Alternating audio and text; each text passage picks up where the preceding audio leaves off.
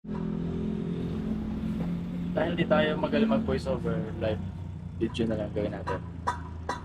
So magdadagdag kami ng apat na panelas dun sa aming installan. Kasi mas malaki ang consumo nila sa ano kumpara sa na-harvest nila. So nagpadagdag. So let's go.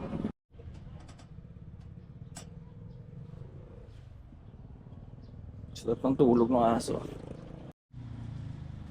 Ito na yung PVC.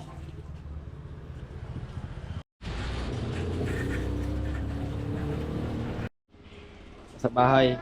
Ligo muna at amoy na. Pot ng gamit. Dito na.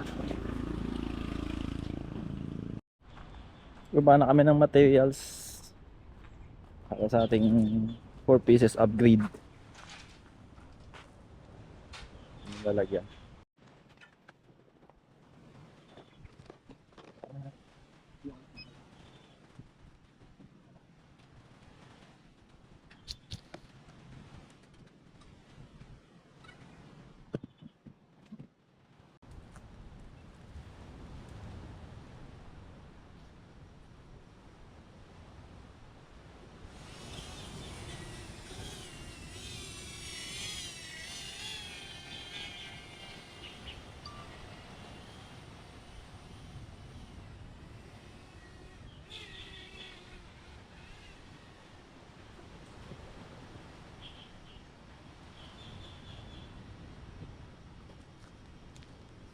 Meron siyang existing.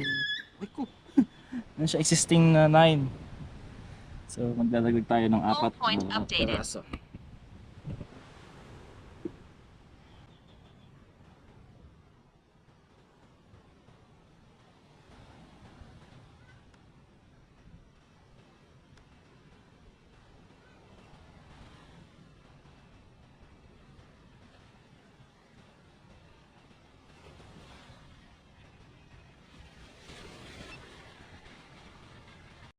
Kaya itong porsyon na. Ang ating pang malakasan.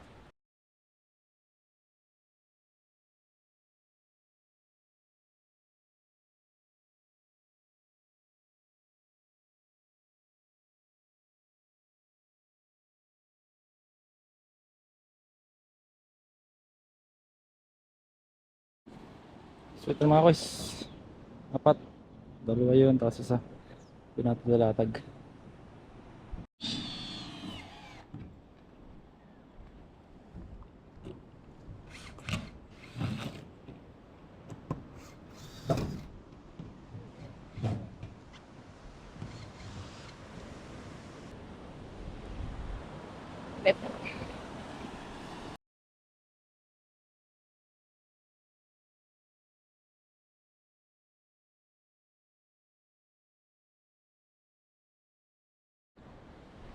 Lupit, lupit.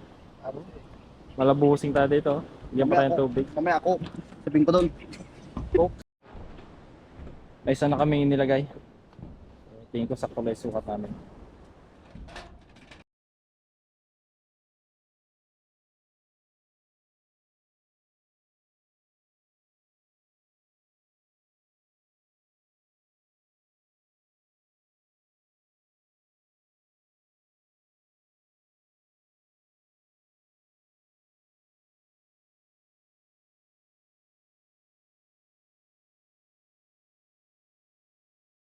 So yun, after an hour, tapos tayo maglatag, na-wired na rin namin.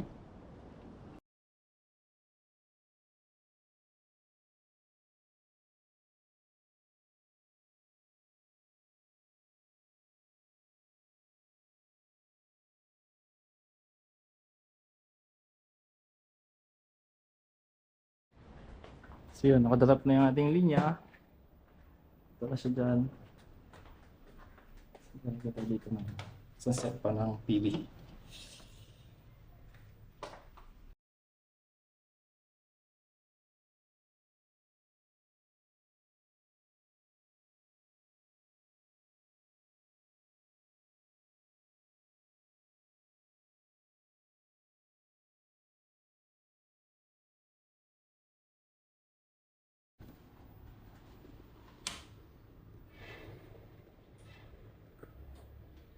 PB1 pa lang natin nalagyan. Ito, PB1. Ito yung bagong gawa. Yan.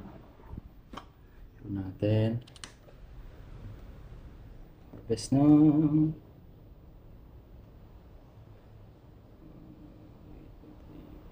1.1, 1.2 kilowatt. 1.2 yung isa ay 2.3. So, may laban na, lumalamang sa load kasi nagba-vacuum ang swimming pool. Yan, ba dagdagan, no? Ay. Ayun, mag-charge na yan. Charge na siya. Oy, mag-charge. Aban pa rin. Bawas pa to ah. 3.4. 3.4.